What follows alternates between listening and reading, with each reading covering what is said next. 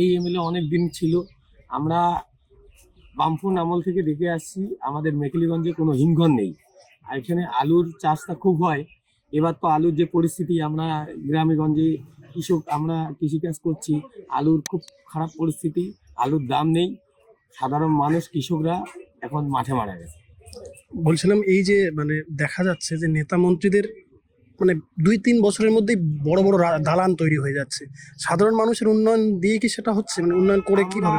যেটা সাধারণ মানুষ হিসেবে দেখতে পাচ্ছি, শাসক দলের যারা ছত্রছায়ায় আছে, যারা পঞ্চায়েত থেকে পঞ্চায়েত সমিতি, কাউন্সিলর এবং শুধু নেতা মন্ত্রী না, সাধারণ যারা শাসক দলের নেতৃত্ব, তাদেরও 2-3 বছরের মধ্যে প্রতিপত্তি বেড়ে যাচ্ছে গ্রামে, কিন্তু সাধারণ মানুষের ভাঙা ঘর, ঘরের চাল, সাধারণ মানুষের পরিস্থিতি